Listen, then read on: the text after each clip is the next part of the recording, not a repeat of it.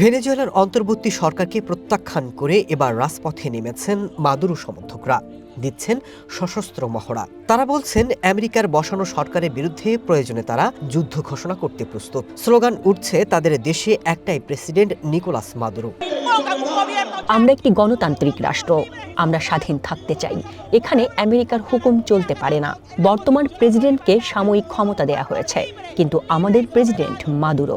Nicolas মাদুরোর গ্রেপ্তারের খবর ঘিরে ভেনেজুয়েলার সাধারণ মানুষের কণ্ঠেও ভেসে আসছে ভয় আর অনিশ্চয়তার মিশ্র অনুভূতি। কারাকাসে আমেরিকার অভিযান এবং মাদুরোকে আটকের ঘটনায় রাস্তায় নামতে শুরু করেছে দেশটির নাগরিকরা। কারো মুখে উচ্ছ্বাস, আবার কারো মুখে দেখা যাচ্ছে নিন্দার ঝড়।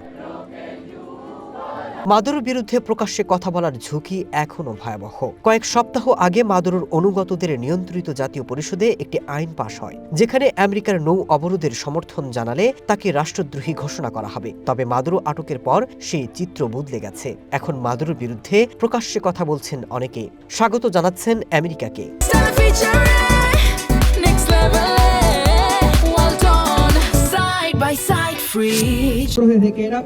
আমার মনে হচ্ছে একটা আলো দেখতে পাচ্ছি। ভেনেজুয়েলা আবারও মুক্ত হয়েছে, যা ২০ বছর আগে কেড়ে নেওয়া হয়েছিল। হয়তো সুদিন ফিরে আসতে যাচ্ছে। ডেলসি রদ্রিগেজ প্রকাশ্যে মাদুরোকে যে সমর্থন দিচ্ছেন এবং ভেনেজুয়েলাকে একটি সাম্রাজ্যের উপনিবেশ হতে দেবেন না বলে মন্তব্য করছেন, যাকে সমর্থন দিয়েছেন দেশটির সেনাবাহিনীও। এদিকে ২০২৫ সালে শান্তিতে নোবেল পুরস্কার জয়ী ভেনেজুয়েলার বিরোধী নেত্রী মাচাদো তার মিত্রদের নিয়ে ক্ষমতা গ্রহণ করতে চায়।